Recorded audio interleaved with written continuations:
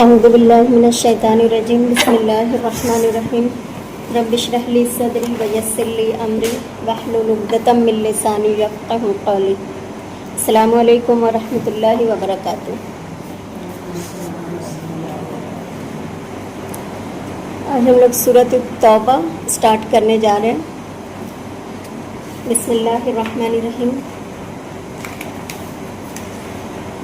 سورہ التوبہ مدنی سورت ہے، 9 ہجری میں نازل ہوئی اور 16 رکوع ہیں، اس میں 129 آیات ہیں۔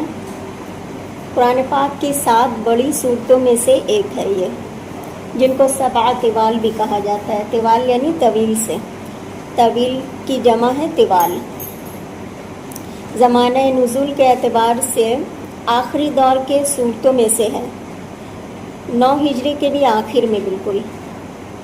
سورۃ الانفال میں جنگ بدر کا ذکر ہوا تھا، جو مسلمانوں اور کفار مکہ کے درمیان پہلی جنگ تھی، اور اس صورت میں غزوہ تبوک کا ذکر ہے، اور بہت سی آیات اس غزوہ سے متعلق ہے، اور بعد میں جو کچھ ہوا اس کے متعلق بھی ہے۔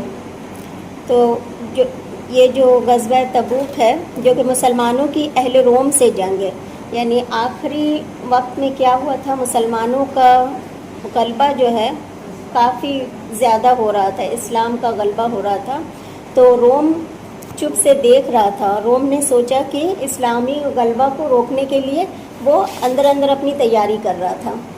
تو رسول اللہ صلی اللہ علیہ وسلم کے ساتھ لڑی جانے والی یہ آخری جنگ ہے۔ جنگ بدر میں مسلمانوں کی تعداد صرف 313 تھی، لیکن غزوہ تبوک میں یہ تعداد 30,000 تھی۔ اس صورت کے کئی نام ہیں، تقریباً 9 نام ہیں، مفسرین نے بیان کیے ہیں 9 نام، لیکن ان میں زیادہ مشہور التوبہ اور البراءہ ہے۔ اس کے علاوہ اس صورت کو الفاتحہ اور الشفا بھی کہا جاتا ہے۔ التوبہ جس کا لفظی معنی توبہ کرنا اور پلٹنا اور اللہ کی طرف رجوع کرنا ہے، یعنی اپنے گناہوں سے معافی مانگنا ہے۔ قرآن پاک کی کسی بھی صورت کے مقابلے میں اس صورت میں توبہ کا لفظ سب سے زیادہ آیا ہے، تقریباً 17 بار آیا ہے۔ سورہ بقرہ میں 13 دفعہ اور سورہ نساء میں 12 دفعہ آیا ہے توبہ کا لفظ، لیکن یہاں 17 بار آیا ہے۔ اس صورت میں تمام لوگوں کو توبہ کی دعوت دی جا رہی ہے، جن میں کفار مکہ بھی ہیں، مشرکین عرب بھی ہیں، منافقین بھی ہیں، مترددین بھی ہیں، تمام گروہوں کو توبہ کی دعوت دی گئی ہے۔ اس کے علاوہ اس صورت کو سورۃ البراءہ بھی کہا جاتا ہے، براءہ یعنی براءت سے۔ اس صورت کے پہلے لفظ سے یعنی براءۃ من اللہ و رسولہ سے یہ لیا گیا، براءہ۔ تو براءت کا معنی ہوتا ہے بریء الذمہ ہونا، بیزار ہونا۔ تو چونکہ اس صورت کے آغاز میں وہ آیات ہیں جو کہ مشرکین سے براءت کا اظہار کیا گیا ہے اور ان سے کیے پچھلے تمام معاہدات منسوخ کرنے کا اعلان ہے، تو اس مناسبت سے اس کو سورۃ البراءت کہا گیا۔ فاضحہ کا معنی ہوتا ہے رسوا کرنے والی،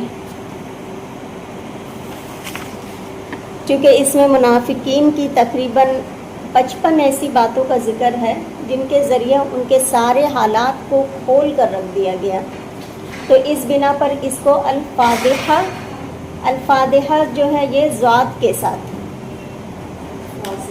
ہاں جیسے ذات کے ساتھ لکھا جائے گا، جیسے فاتحہ میں تا ہوتا ہے ایسے ہی یہ ذات کے ساتھ ہے۔ وعلیکم السلام۔ فا الف ذات ہا، فاضحہ۔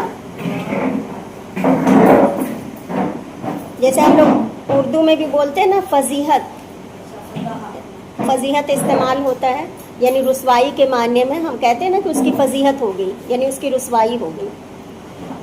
پھر کاشفہ بھی اسی بنیاد پر کہا گیا کہ کاشفہ کے معنی کھولنے والی، یعنی ان کے عیب اور ان کے جرائم کو کھولنے والی صورت ہے۔ قرآن پاک کی یہ واحد صورت ہے جس کے شروع میں بسم اللہ الرحمن الرحیم نہیں آتا ہے۔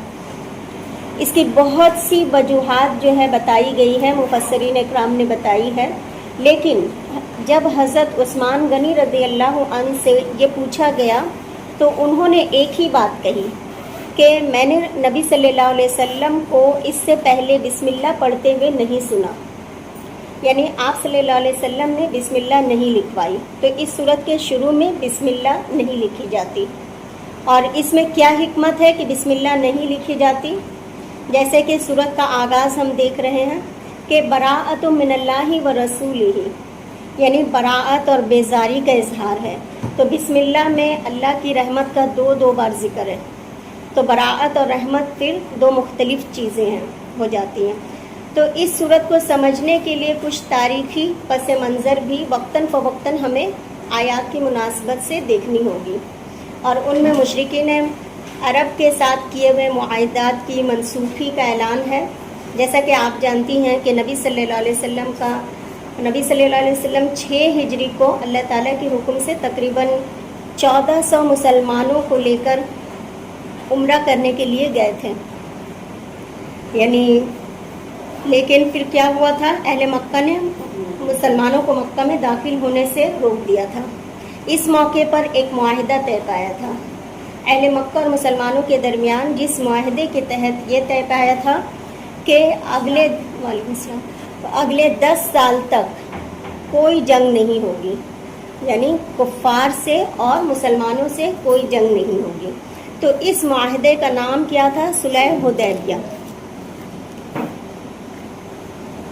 اور آئندہ اس معاہدے کی روح سے دونوں طرف جنگ بندی کا جو اعلان ہوا تھا، تو جس کی مدت 10 سال تھی جنگ بندی کا، تو اس کے علاوہ اس معاہدے میں یہ بھی طے پایا کہ عربوں کے مختلف قبائل یا قریش کے ساتھ، یعنی عربوں کے جو مختلف قبائل تھے، ہم سب کو پتہ ہے کہ عرب میں جو قبائل رہتے تھے ان کی بہت بڑی ایسے منظم ایک قانون نہیں تھا جیسے آج ہے، تو وہ قبائل کیا کرتے تھے، آپس میں معاہدات کر لیتے تھے، اور جب ضرورت پڑتی تھی، یعنی کوئی مشکل آتی تھی، تو سب ایک دوسرے کا ساتھ دیتے تھے، تو اس طرح وہ لوگ اپنی طاقت مضبوط کر کے رکھے ہوئے تھے۔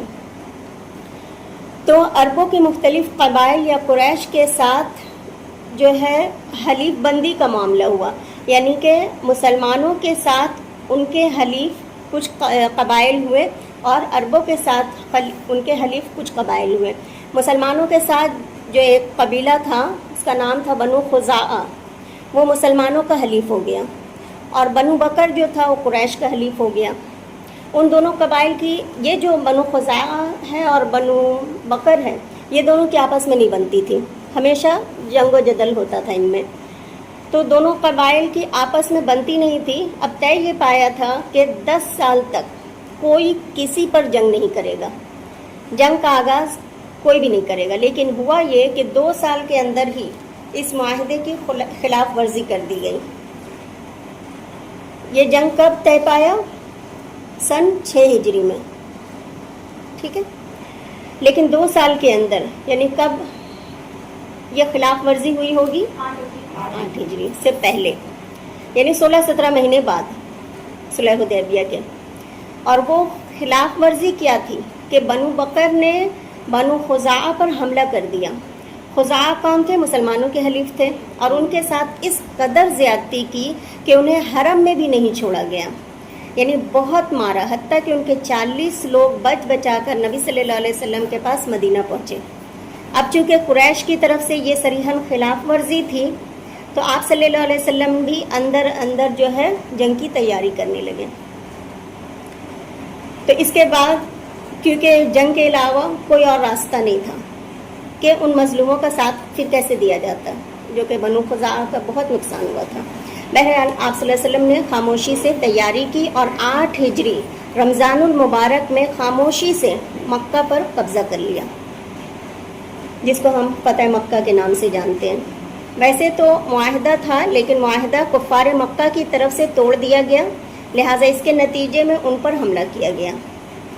ایک طرح یہاں پہ یہ چیز یاد رکھنے والی بات ہے کہ جو فتح مکہ ہوا تھا اس میں خون ریزی نہیں ہوئی تھی، یعنی مکہ میں قبضہ بھی ہوا لیکن خون ریزی نہیں ہوئی۔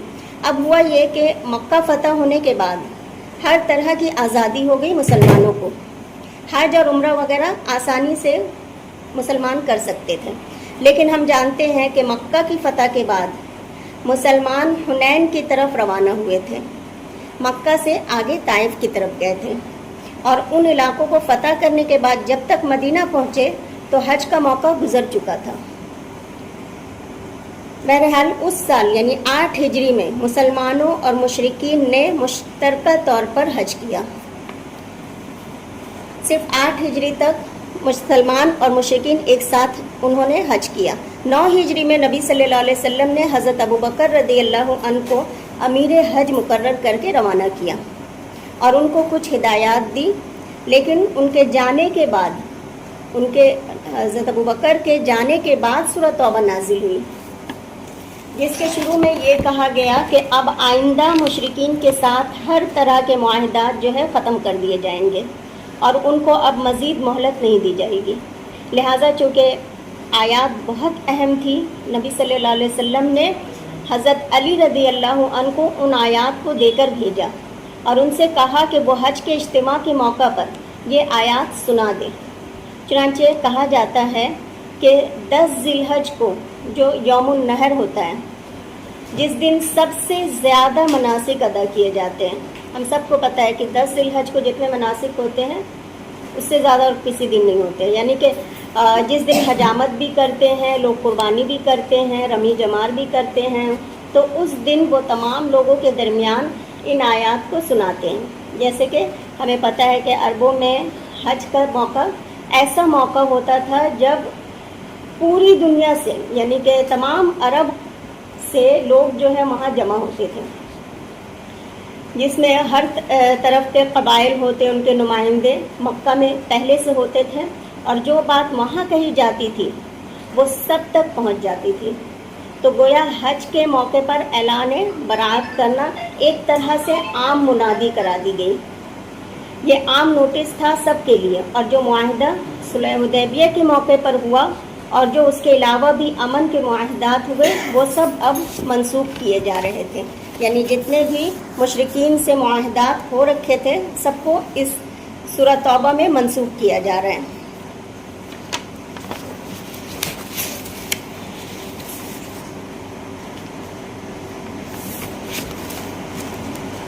ہم لوگ شروع کرتے ہیں سورۃ توبہ آیت نمبر 1۔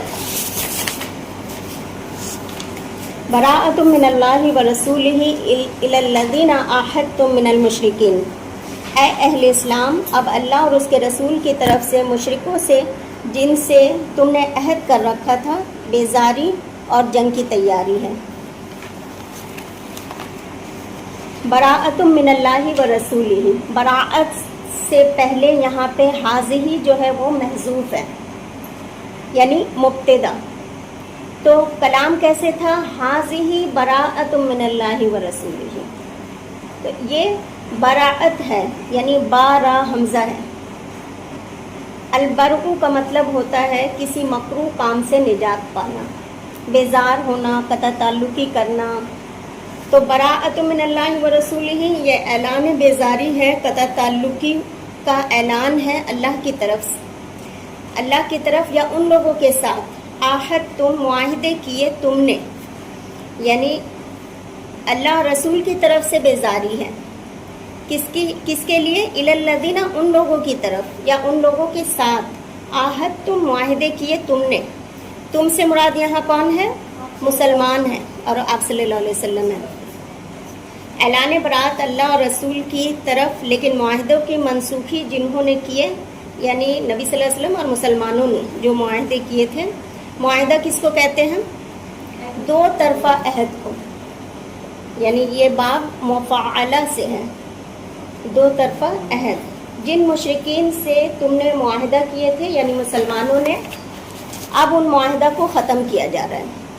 کس کے ذریعے؟ اعلان برات کے ذریعے۔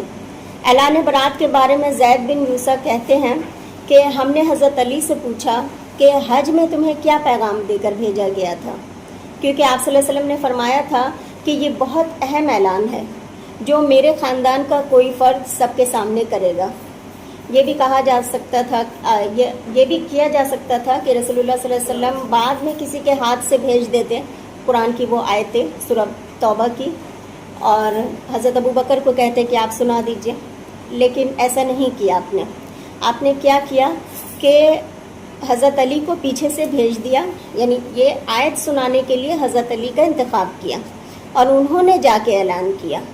ان سے بعد میں پوچھا گیا آپ کو کیا اعلان تھا، آپ نے کیا اعلان کیا تھا جو آپ نے جا کر کیا وہاں پہ؟ تو حضرت علی نے بتایا کہ میں نے 4 باتیں جا کر اعلان کی۔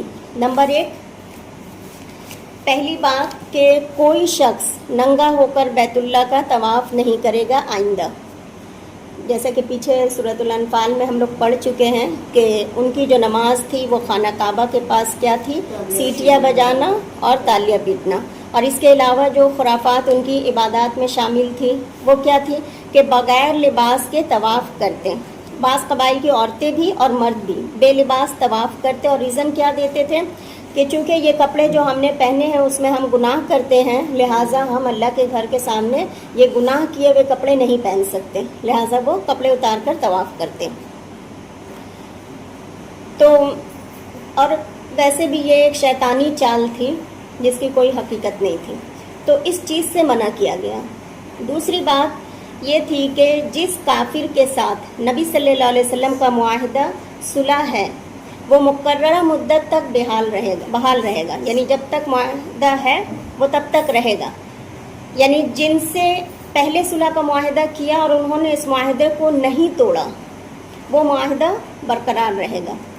تیسری بات یہ کہ جن کے ساتھ کوئی معاہدہ نہیں ان کے لیے 4 ماہ کی مدت ہے، یا تو وہ اسلام لے آئیں اور جنت میں داخل ہوں گے، یا پھر وہ وہاں سے چلے جائیں، یعنی عرب سے نکل جائیں، مکہ سے۔ اور چوتھی بات یہ کہ اس کے بعد مسلمان اور مشرک حج میں جمع نہیں ہوں گے، کیونکہ جزیرۃ العرب کو اب مشرکین سے پاک کیا جائے گا۔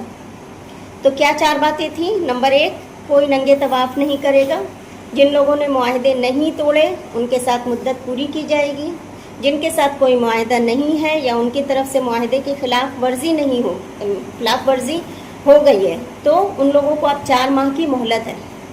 کیا مہلت ہے؟ یا تو اسلام لے آئیں یا یہاں سے چلے جائیں، کیونکہ اب یہ علاقہ مسلمانوں کا ہے۔ اور چوتھی بات کیا تھی کہ مشرکین اور مسلمان اب اکٹھے حج نہیں کریں گے۔ تو اس آیت میں ہمارے لیے کیا مطلب سبق ہے آج کے ٹائم میں؟ سب سے پہلی بات تو دیکھنے کا یہ ہے کہ اس آیت میں اسلام نے اعلان کرتے ہی ان کو پکڑنا شروع نہیں کر دیا، یعنی بلکہ ان کو ٹائم پیریڈ دیا، اور 3 آپشن بھی کفار کو دیے کہ یا تو وہ ایمان لے آئے یا مکہ چھوڑ دے یا پھر جنگ کے لیے تیار ہو جائیں۔ آج بھی آپ دیکھیں دنیا میں 2 طرح کے کفار جو ہیں ہمیشہ سے رہتے ہیں، ایک جو دین اسلام کی حقیقت کو جانتے ہیں مگر انکاری ہیں، جان بوجھ کر انکار کرتے ہیں، اور ایک ایسے ہیں جو مسلمانوں کو صحیح مانتے ہیں پھر بھی اسلام قبول نہیں کرتے۔ تو اس آیت کو اگر ہم آج کے زمانے میں دیکھیں تو اس کا مطلب ہے اگر کوئی ہمارے اعتماد کو بار بار توڑتا ہے یا دین کے خلاف ہو جاتا ہے تو ہمیں بھی وضاحت کے ساتھ اپنے تعلقات کو اس سے الگ کر لینی چاہیے۔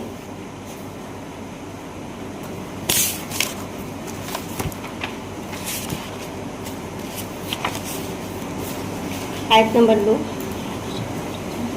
فَسِیحُوا فِی الْأَرْضِ أَرْبَعَةَ أَشْہُرٍ وَاعْلَمُوا أَنَّکُمْ غَیْرُ مُعْجِزِی اللَّہِ وَأَنَّ اللَّهَ مُخْزِی الْکَافِرِینَ۔ تو مشرکو تم زمین میں 4 مہینے چل پھر لو اور جان رکھو کہ تم اللہ کو عاجز نہ کر سکو گے، اور یہ بھی کہ اللہ کافروں کو رسوا کرنے والا ہے۔ فَسِیحُوا کس سے ہے؟ تو سیاحت کرو، سیاحت، گھومو پھرو، یعنی سیحو کا لفظ جو ہے ساحتن سے ہے، سین یا ہا، ساحہ کہتے ہیں کھلی جگہ کو، ساحت الدار کہتے ہیں گھر کے صحن کو، اور صحن کا معنی ہوتا ہے چلنا پھرنا۔ ہم کمرے میں تو واک نہیں کرتے نا، کہاں کرتے ہیں؟ صحن میں کرتے ہیں یا کھلے میدان میں کرتے ہیں یا آنگن میں کرتے ہیں۔ تو اس سے پھر لفظ سیر و سیاحت نکلا جس کا معنی ہے گھومنا پھرنا۔ इसी से लफ्ज़ सयाह है। तो कहा यह जा रहा है कि चलो फिरो, सैर व सियाहत करो बेखौफ होकर, फिल अर्दी ज़मीन में, और ज़मीन से मुराद यहाँ जज़ीरतुल अरब है। कितना अरसा? अरबाअत अशहुर, 4 माह की मुद्दत, और 10 ज़िलहज को ये ऐलान किया गया। तो उस वक्त से लेकर 4 महीने कब तक बनते हैं?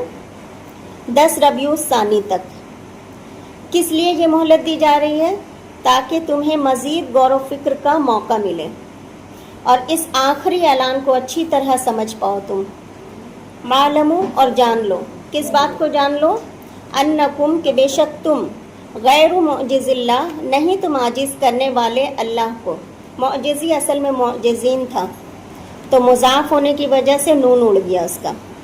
यानी ऐसी बात नहीं है कि तुम्हारे खिलाफ फौरी कार्रवाई की नहीं जा सकती, या इसलिए नहीं तुम्हें मोहलत दी जा रही है कि मुसलमान कमज़ोर है या अल्लाह के रसूल नौज़ुबिल्लाह बेबस हैं, तुम्हें पकड़ नहीं सकते इसलिए मोहलत दी जा रही है। ऐसी बात नहीं। इसलिए 4 महीने की मोहलत दी जा रही है कि आखिरी बार इत्माम हुज्जत करने से पहले तुमको मज़ीद गौर व फिक्र करने का मौका मिल जाए।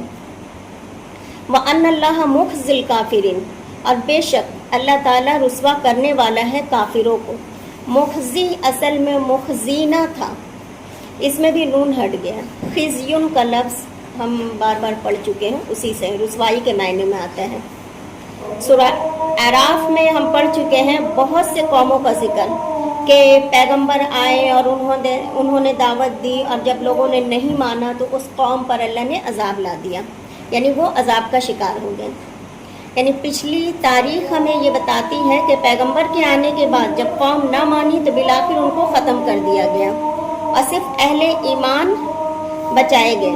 यहाँ हम देखते हैं कि आप देखिए शुरू से लेके यहाँ 21 साल का मुद्दत गुजर चुका है और मुसलमानों को बार बार वार्निंग दी जा रही है, बार बार उनको मोहलत दी जा रही, और आखिरी वक्त में भी 4 महीने की मोहलत दी गई। मुसलमानों पर अजाब कब आया? जंग बदर में, और अब आएगा फतह मक्का के वक्त। ये जो आयतें आई है ये है मुसलमानों के लिए क्लीन चिट की और काफिरों के लिए बहुत बड़ी रुसवाई कि अब उनकी पकड़ होने वाली है।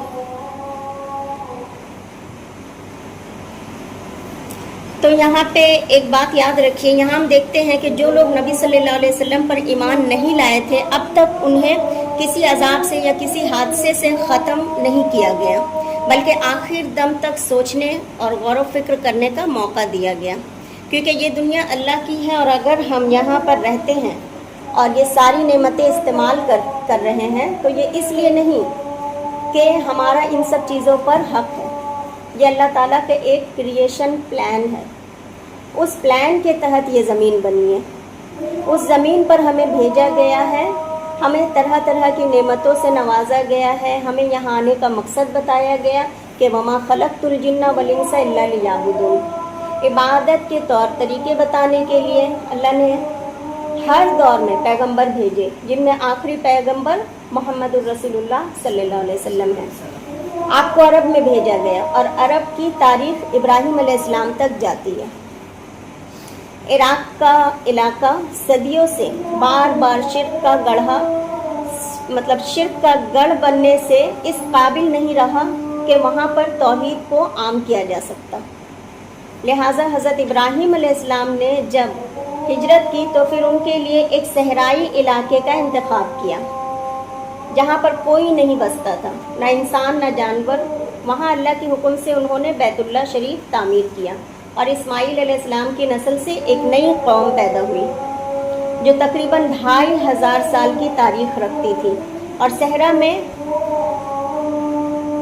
इंतहाई मेहनती लोग थे। वे जो सहरा में पैदा हुए तो इंतहाई वो लोग मेहनती थे जिनको अल्लाह इस काम के लिए चुना।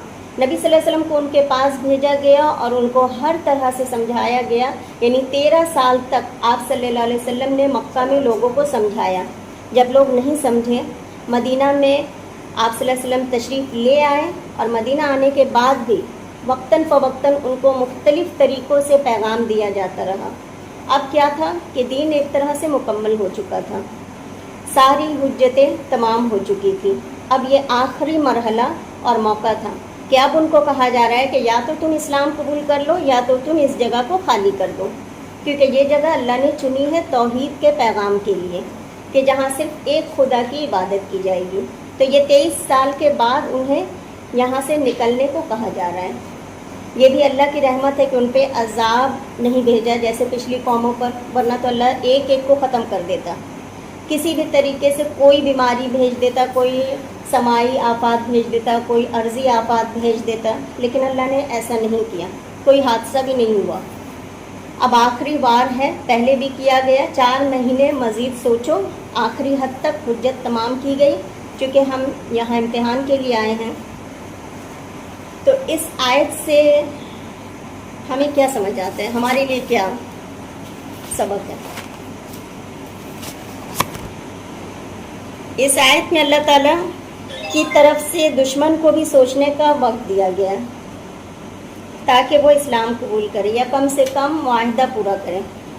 تو ہمیں بھی کسی حکم کو چلانے سے پہلے، یعنی کوئی تعلق ختم کرنے سے پہلے مہلت، وارننگ، سوچنے کا وقت دینا چاہیے ہر کسی کو، چاہے وہ مسلمان ہو چاہے وہ غیر مسلمان ہو۔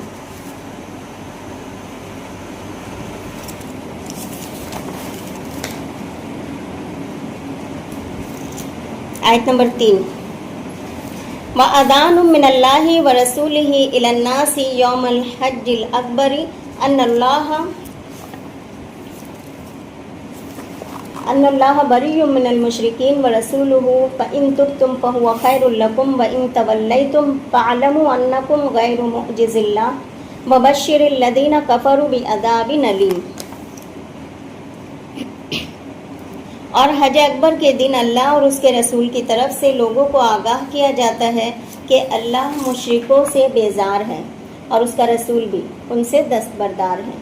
بس اگر تم توبہ کر لو تو تمہارے حق میں بہتر ہے، اور اگر نہ مانو اور اللہ سے مقابلہ کرو تو جان رکھو تم اللہ کو ہرا نہیں سکو گے، اور اے پیغمبر کافروں کو دکھ دینے والے عذاب کی خبر سنا دو۔ وَأَذَانٌ، اذان اور اعلان عام ہے۔ اذان کا لفظ اعلان کے معنی میں ہوتا ہے۔ یہ جو اذان ہوتی ہے یہ بھی کیا ہوتا ہے؟ اصل میں اعلان کس چیز کا؟ نماز کا۔ لیکن ایک ہوتا ہے نا انفارمل کوئی انفارمیشن، اور ایک ہوتا ہے فارمل، اور ایک ہوتا ہے انفارمیشن دینے کے لیے یعنی فارمل۔ تو اذان کیا ہے؟ ایک مقرر وقت پر فارمل طریقے سے خاص اعلان ہے۔ وَأَذَانٌ مِّنَ اللَّهِ وَرَسُولِهِ، اعلان ہے اللہ کی طرف سے اور اس کے رسول کی طرف سے، کس کے لیے؟ إِلَى النَّاسِ، سب لوگوں کی طرف، تمام لوگوں کو کہا جا رہا ہے، عام اعلان ہے۔ یوم الحج الاکبر، حج اکبر کے دن یہ اعلان کیا جا رہا ہے۔ عربوں کے یہاں عمرے کو چونکہ حج اصغر کہا جاتا ہے، اس لیے یہاں عمرے کے مقابلے میں حج کو حج اکبر کہا گیا۔ جیسے ہمارے یہاں عوام میں جو یہ بات مشہور ہے کہ جمعہ کے دن اگر حج ہوگا تو اس کو حج اکبر کہتے ہیں، یہ بالکل بے بنیاد بات ہے، کیونکہ یاد رکھیے جس سال یہ اعلان کرنے کو کہا جا رہا ہے اس دن جو ہے حج کا دن جمعہ نہیں تھا۔ تو حج اکبر سے مراد یہاں یوم النحر ہے، قربانی کا دن۔ اب آپ کو لگتا ہوگا حج تو یوم عرفہ ہوتا ہے، یہاں یوم النحر کیسے؟ تو یاد رکھیے کہ ہم نے پڑھا تھا سورہ بقرہ میں کہ مشرکین کفار جو تھے مشرکین، وہ حج کے تمام مناسک ادا کرتے تھے لیکن عرفہ تک نہیں جاتے تھے، ہے نا، وہ لوگ مینا میں ہی رہتے تھے۔ لیکن یہ اعلان عام ہے، یعنی تمام لوگوں کے لیے اعلان ہے۔ تو تمام مناسک جس دن ادا ہوتے ہیں یعنی یوم النحر کو، اس دن حضرت علی کو کہا گیا کہ اس دن جا کے رمی جمار کے پاس تم یہ اعلان کرو۔ تو 10 ذی الحج کو کہا گیا، حضرت علی نے جمرہ عقبہ کے پاس کھڑے ہو کر یہ اعلان کیا تھا، اور یہ دن ایسا تھا جب حج کے لیے جزیرہ نماء عرب کے تمام اطراف سے لوگ آئے ہوئے تھے، کیونکہ اس وقت ایسا سوشل میڈیا نہیں تھا کہ سب کو خبر ہو جائے گی۔ تو یہ حج ہی ایسا موقع ہوتا تھا جب کوئی خبر دی جاتی تھی اور تمام لوگوں میں وہ پہنچ جاتی تھی خبر۔ تو عربوں کے بعض قبائل عرفات تک نہیں جاتے تھے، مینا میں سب آتے تھے۔ حالانکہ حج किस दिन को कहा जाता है? अल-हज्जुल अरफा, तो अरफा के दिन। लेकिन यहाँ पर अय्याम हज में से यौमुन नहर का इंतखाब किया गया, क्योंकि अकबर इस लिहाज से भी कि इसमें सबसे ज़्यादा मनासिक अदा होते हैं। क्या ऐलान है ये? अन्नल्लाह, बेशक अल्लाह ताला, बरीयुन, बरीउज़्ज़िमा है, बेजार है, मिनल मुशरिकीन, मुशरिकीन से, बरसूलुहु, और उसका रसूल भी बेजार है मुशरिकीन से, और उनके साथ किसी भी किस्म का कोई मुआहिदा नहीं। लेकिन साथ ही कहा जा रहा है फ़इन तुब्तुम, फिर अगर तुम तौबा कर लो, यानी तौबा का ऐलान भी है। सूरह तौबा की मुनासिबत इसी से है। तो हर किस्म के ग्रोह को इस सूरत में तौबा की दावत है। आखिरी सूरतों में से है सूरह तौबा, और सबको मोहलत देने के बाद आखिरी बार फिर दावत दी जा रही है कि लोगों तौबा कर लो। फ़इन तुब्तुम, फिर अगर तुम तौबा कर लो, पलट आओ, फ़हुव खैरुल लकुम, वो तुम्हारे हक़ में अच्छा है। व इन तवल्लैतुम, और अगर तुम मुँह मोड़ जाओ, फ़अलमू, तो जान लो, क्या जान लो? अन्नकुम, बेशक तुम, गैरु मुअजिज़िल्लाह, नहीं आजिज़ करने वाले अल्लाह को, यानी तुम अल्लाह को आजिज़ नहीं कर सकते। मुराद इससे क्या है कि तुम्हारी कोई कोशिश अल्लाह के नाफिज होने वाले इरादे को रोक नहीं सकती, तुम जीत नहीं सकते। वबश्शिरिल्लज़ीना कफ़रू, और बशारत दे दो उन लोगों को जिन्होंने कुफ्र किया। किस बात की? बिअज़ाबिन अलीम, दर्दनाक अजाब की। तो एक तरफ तौबा करने को कहा जा रहा है और दूसरी तरफ वार्निंग दी जा रही है कि अगर बाज नहीं आए तो तैयार रहो दर्दनाक अजाब के लिए। पीछे भी गुजर चुका बराअतुम मिनल्लाह, और यहाँ भी बरीयुन, यहाँ बरी का ऐलान उन मुशरिकों के लिए था जिन्होंने मुआहदे करने के बाद मुआहदे तोड़े थे। और यहाँ दूसरा ऐलान किसके लिए है? इलन नासी, आम लोगों के लिए, उनसे भी जिन्होंने कोई मुआहदा किया और उनसे भी जिन्होंने कोई मुआहदा नहीं किया था। ये जो बार बार मुआहदों की बात आ रही है ना, तो एक बात अपने जहन में रखिए कि अरबों के यहाँ लोग कबाइल में बटे हुए थे, कोई एक मुश्तरका उनकी हुकूमत नहीं थी, हर कबीले का अपना अपना इंतज़ाम था। तो वो चूँकि कबाइल में मुंतशिर थे तो कमज़ोर थे, तो मजबूत होने के लिए उन्होंने क्या तरीके इख्तियार किए थे? एक दूसरे से मदद हासिल करते थे और एक दूसरे के हलीफ बन जाते थे और एक दूसरे से मुआहदे कर लेते थे कि हम तुम्हारा साथ देंगे, तुम हमारा साथ दोगे जब दुश्मन हमला करेगा तो। और बाज़ औक़ात जो है कसम खाकर ऐसे मुआहदे होते, इस वजह से ये एक दूसरे के हलीफ बन जाते। और हलीफ का लफ्ज़ हल्फ से है। हल्फ किसको कहते हैं? कसम खाने को, हल्फ उठाना। ये कसम खाकर एक दूसरे से शरायत उठाकर मुआहदे तय कर लेते हैं। तो मुसलमानों के भी कुछ कबाइल से मुआहदे थे, तो अब क्या कहा जा रहा है कि किसी से कोई मुआहदा नहीं है, अब सबको एक ही झंडे के नीचे जमा होना होगा, और वो क्या है? इस्लाम का झंडा।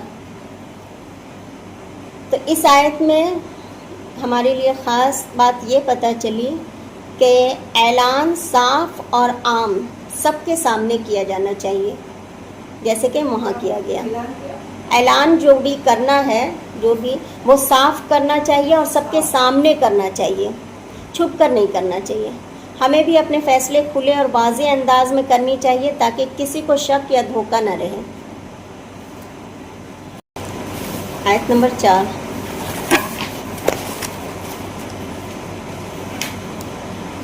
इल्लल्लज़ीना आहदतुम मिनल मुशरिकीना तुम्मा लम यंकुसूकुम शय्यन व लम युज़ाहिरू अलैकुम अहदन फ़अतिम्मू इलैहिम अहदहुम इला मुद्दतिहिम इन्नल्लाहा युहिब्बुल मुत्तक़ीन।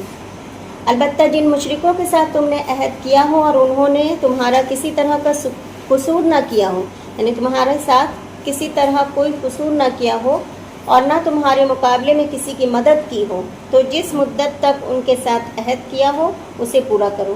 बेशक अल्लाह परहेज़गारों को दोस्त रखता है। इल्लल्लज़ीना, मगर वो लोग, आहदतुम मिनल मुशरिकीना, सिवाय उन मुशरिकीन के जिनसे ए मुसलमानों तुमने मुआहिदे किए थे। तुम लम यंकुसूकुम शय्यन, फिर उन्होंने कुछ कमी नहीं की तुम्हारे साथ, यानी किसी भी चीज़ में। नक्स कहते हैं कमी करने को, नुकसान का लफ्ज़ भी इसी से निकला है।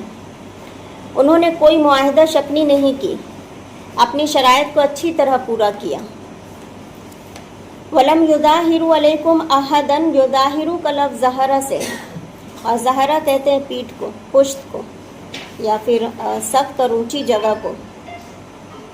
सख्त और ऊंची ज़मीन के लिए भी ये लफ्ज़ आता है, यानी मुज़ाहरा एक दूसरे के पुश्त पनाही करना, मदद करना। तो वलम युज़ाहिरु अलैकुम अहदन, उन्होंने कुछ कमी नहीं की तुम्हारे साथ और ना तुम्हारे खिलाफ मदद की किसी की भी। यानी अगर ये मुशरिकीन तुम्हारे साथ किए गए किसी मुआहदे को बखूबी निभा रहे हैं और तमाम शराइत की पाबंदी कर रहे हैं, तो तुमको क्या चाहिए, फ़अतिम्मु इलैहिम, तो मुकम्मल करो उसके साथ उनका मुआहदा, यानी जो भी तुमने उनसे मुआहदा कर रखे हैं उनको पूरा करो। इला मुद्दतिहिम, उनकी मुकर्ररा मुद्दत तक।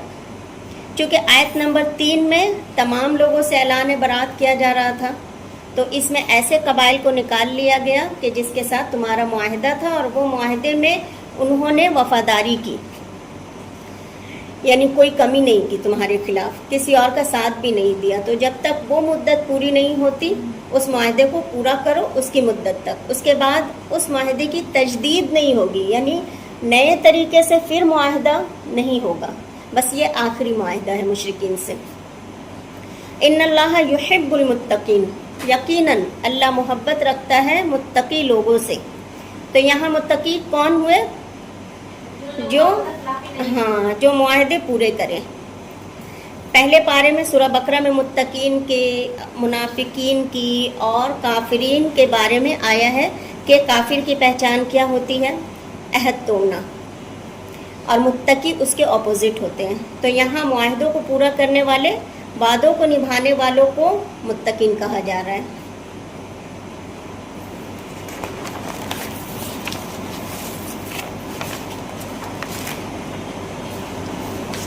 इस आयत का खुलासा क्या निकला कि जो लोग वफादार हैं और वादा पूरा करते हैं, उनसे ताल्लुक़ वादे के मुताबिक रखना है। हमें भी इंसाफ और वफादारी के साथ उनके साथ ट्रीट करना है, चाहे सामने वाला गैर मुस्लिम ही क्यों ना हो, सामने वाला आपका मुखालिफ ही क्यों ना हो। वादा अगर गैर मुस्लिम से भी किया है तो उसको पूरा करना है।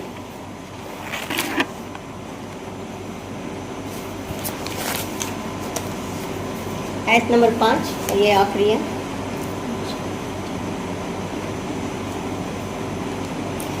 फ़इज़म सलखल अशहुरुल हुरुम फ़क़्तुलुल मुशरिकीना हैथु वजदतुमूहुम वख़ुज़ूहुम वहसुरूहुम वक़्उदू लहुम कुल्ल मरसद फ़इन ताबू व अक़ामुस्सलात व आतावुज़्ज़कात फ़ख़ल्लू सबीलहुम इन्नल्लाह गफ़ूरुर रहीम। जब इज़्ज़त के महीने यानी मोहतरम महीने गुजर जाएं, तो मुशरिकों को जहाँ पाओ कत्ल कर दो और पकड़ लो और घेर लो और हर घात की जगह उनकी ताक में बैठे रहो। फिर अगर वो तौबा कर ले और नमाज़ पढ़ने और ज़कात देने लगे तो उनकी राह छोड़ दो, बेशक अल्लाह बख्शने वाला मेहरबान है।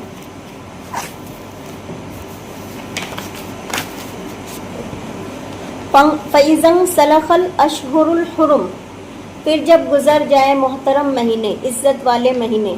अशहुर शहरुन की जमा है, अलहुरुम हराम की जमा है। जब हराम महीने गुज़र जाए, यहाँ हराम महीनों से मुराद मोहलत के महीने हैं, ठीक है। तो 10 ज़िलहज से 10 रबीउल सानी तक 4 महीने हैं जिनकी मुशरिकीन को मोहलत दी गई। तो जैसे जैसे किसी ग्रोह की मुद्दत अमान ख़त्म होती जाएगी, उस लिहाज से उसके ख़िलाफ़ अक़दाम किया जाएगा। तो कहा जा रहा है कि जब ये मोहलत और अमान की मुद्दत गुज़र जाए, फ़क़्तुलुल मुशरिकीन, तो कत्ल करो उन मुशरिकीन को, यानी अब अमान ख़त्म। हैतु वजदतुमूहुम, जहाँ तुम पाओ उनको। बाज़ ने कहा कि इससे वो आम हुक्म है, चाहे वो हरम के अंदर भी हो वहाँ भी हुक्म आयद होगी। और बाज़ ने कहा कि नहीं, आम हुक्म नहीं है, जहाँ तुम पाओ से मुराद ये है कि मस्जिद हराम में ना हो। वख़ुज़ूहुम, और पकड़ो उनको, वहसुरूहुम, और उनका मुहासरा करो, घेराव करो, यानी अगर वो किसी किले में भी जाकर छुपे तो किले का भी मुहासरा कर लो। वक़्उदू लहुम, और बैठो उनके लिए, कहाँ, कुल्ल मरसद, हर घात की जगह, हर जगह घात लगाकर उनके लिए बैठो, यानी छुपने ना पाए वो। ان الفاظ میں موجود سختی کو محسوس کرتے ہوئے اس منظر اور ماحول کو ذہن میں لائیے جب یہ آیات بطور اعلان عام پڑھ کر سنائی جا رہی ہوگی، اور اندازہ کیجئے کہ ان میں سے ایک ایک لفظ اس ماحول میں کس قدر اہم اور پرتاثیر ہوگی۔ اس اجتماع میں مشرکین بھی موجود تھے، ظاہر سی بات ہے، ابھی تو حج جو ہے مشرکین اور مسلمان سب نے مل کر کیا، تو جب حضرت علی یہ آیتیں پڑھ رہے ہوں گے تو مشرکین بھی سن رہے ہوں گے کہ ان کو پکڑو، ان کو قتل کرو جہاں بھی پاؤ، تو ان کی کتنی رسوائی ہوگی اس وقت۔ تو اس کو ہم اس آیت کو پڑھ کے سمجھ سکتے ہیں کہ ان کی کیا فیلنگ ہوگی۔ یعنی آیات جو ہے یہ بطور اعلان عام پڑھ کر سنا دیں، حضرت علی کو کہا گیا، اور اس لیے کہ عرب کے رواج کے مطابق کسی بڑی شخصیت کی طرف سے اگر کوئی اہم اعلان کرنا مقصود ہوتا تو اس شخصیت کا کوئی قریبی یا عزیز یا رشتہ دار ہی ایسا اعلان کر سکتا تھا۔ جب حضرت علی رضی اللہ عنہ قافلہ حج سے جا کر ملے، یعنی جب رسول اللہ صلی اللہ علیہ وسلم نے حضرت علی کو دوڑایا کہ آپ جائیے اس قافلہ میں ملیے جو حضرت ابوبکر گئے حج کرانے کے لیے، تو حضرت علی جب اس قافلہ کے پڑاؤ میں جا کے ملتے ہیں، امیر قافلہ اس وقت حضرت ابوبکر ہوتے ہیں۔ جو ہی حضرت علی آپ سے ملے تو آپ رضی اللہ عنہ یعنی حضرت ابوبکر نے پہلا سوال کیا کیا؟ ان کا پہلا سوال ہی یہی تھا، امیر او مأمور، کہ آپ امیر بن کر آئے ہیں یا مامور بن کر آئے ہیں؟ تو حضرت علی نے کہا کہ نہیں، امیر تو آپ ہی ہیں، میں مامور ہوں، یعنی حج جو ہے آپ ہی کروائیں گے، مجھے بس اللہ کے رسول نے بھیجا ہے اپنی جگہ میں، یعنی اپنی جگہ میں مجھے یہ کہنے کے لیے بھیجا ہے۔ تو حضرت ابوبکر نے حضرت علی نے کہا کہ آپ ہی امیر ہیں اور میں مامور ہوں، میں مامور کی حیثیت سے بیٹھوں گا۔ اس پر حضرت علی نے یعنی اس پر حضرت ابوبکر نے جواب دیا کہ ٹھیک ہے، آپ جو ہے یوم النحر کے دن یہ اعلان عام کر دیجیے گا۔ البتہ حج کے اجتماع میں آیات الہی پر مشتمل اہم اعلان رسول اللہ کی طرف سے میں کروں گا۔ اس واقعے سے یہ ظاہر ہوتا ہے کہ دیکھیے آپ صلی اللہ علیہ وسلم نے صحابہ اکرام کی کیسی خوبصورت تربیت کی تھی کہ کوئی اعتراض نہیں۔ حضرت ابوبکر نے یہ نہیں سوچا کہ مجھے امیر بنا کر پھر رسول اللہ صلی اللہ علیہ وسلم نے حضرت علی کو کیوں بھیج دیا، بلکہ انہوں نے یہی کہا کہ اگر آپ کو امیر بنایا گیا تو میں اپنی جگہ خالی کر دوں گا، لیکن حضرت علی نے کہا کہ نہیں، امیر آپ ہی ہیں۔ تو آپ صلی اللہ علیہ وسلم کی اسی تربیت کے باعث ان صحابہ اکرام کی جماعتی زندگی انتہائی منظم تھی، اور آج مسلمانوں کا یہ حال ہے کہ یہ دنیا کی انتہائی غیر منظم قوم بن کر رہ گئی ہے۔ فَإِن تَابُوا، پھر اگر وہ توبہ کر لیں، وَأَقَامُوا الصَّلَاةَ وَآتَاوُا الزَّكَاةَ، نماز قائم کر لے، زکوٰۃ دے، فَخَلُّوا سَبِيلَهُمْ، تو ان کو کچھ نہ کہو، ان کا راستہ چھوڑ دو۔ ان اللہ غفور الرحیم، بے شک اللہ بھی غفور الرحیم ہے۔ یعنی اگر وہ شرک سے تائب ہو کر مسلمان ہو جائے، صرف زبانی نہیں بلکہ مسلمان ہونے کی شرط لگائی گئی کہ وہ نماز بھی قائم کریں گے، زکوٰۃ بھی ادا کریں گے، تو پھر ان سے کوئی مواخذہ آپ نہیں کیجیے گا۔ تو یاد رکھیے، اسلام کفر کو مٹانا چاہتا ہے، کافر کو نہیں۔ مہلت اس لیے دی گئی کہ شاید وہ مسلمان ہو جائے۔ صرف منہ سے اسلام قبول کرنا تو کافی نہیں، بلکہ ان کو نماز بھی پڑھنی ہوگی اور زکوٰۃ بھی ادا کرنی ہوگی۔ آپ دیکھیے کہ یہ وہ مشرکین قوم ہے جنہوں نے مسلمانوں کے ساتھ جنگیں کی، جنہوں نے مکہ میں مسلمانوں پر ٹارچر کیا، جنہوں نے مکہ میں پیچھے رہ جانے والے مسلمان رشتہ داروں کے ساتھ کتنا ظلم و ستم کیا۔ لیکن اسلام کا جسٹس دیکھیے کہ اگر یہ بدلنا چاہ رہے ہیں، اگر یہ معافی مانگنا چاہ رہے ہیں، اگر یہ پلٹنا چاہ رہے ہیں، تو ان کو اللہ کی آیات سناؤ اور اس کو اسلام میں داخل کر لو۔ اب آؤٹ آف کانٹیکسٹ آیت کو پڑھ کر کوئی بھی نان مسلم کیا کہتا ہے کہ ان کے اسلام میں جو ہے، اسلام جو قبول نہ کرے اس کو پکڑو، اس کو مار دو، اس کو قتل کر دو، ایسی بات نہیں ہے۔ اسی لیے کہا جاتا ہے نا کہ آیت کو پورا شروع سے پڑھنا چاہیے، बीच का टुकड़ा नहीं उठाना चाहिए। तो लोगों के लिए भी है मैम, जो उनको बोला गया था कि आप अगर मुसलमान नहीं हुए आप लोग यहाँ से चले जाइए। हाँ, वो उन्हीं लोग के लिए है जो वहाँ से नहीं जाना चाह रहे और वहीं रह के मुशरिक बने हुए हैं, उनको कत्ल करना नहीं, उनके लिए नहीं।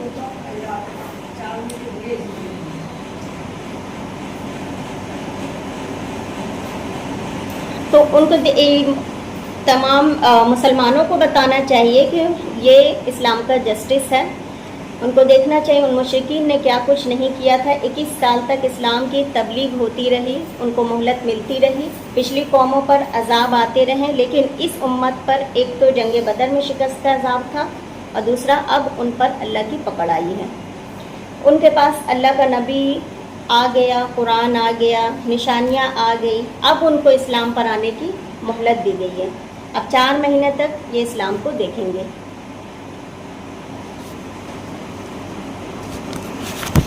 इस आयत से क्या पता चलता है? आज के लिए हमारे लिए क्या सबक है? जुल्म और अहद तोड़ने वालों के साथ नरमी नहीं बल्कि सख्ती करनी चाहिए, यानी सख्ती बरतनी चाहिए, क्योंकि हदीस में आता है ना कि एक मुसलमान एक सुराख से 2 बार नहीं डसा जाता है। लेकिन अगर वो अपनी रविश बदल ले और अमन कायम कर ले तो इस्लाह की सूरत में उन्हें माफ़ कर देना चाहिए और दोबारा भाईचारा कायम हो सकता है, लेकिन सज़ा देना ज़रूरी है। अच्छा, इसको यहाँ एंड करते हैं और हम लोग थोड़ा सा डिस्कस कर लेते हैं एग्ज़ाम के बारे में। सुभान अल्लाह।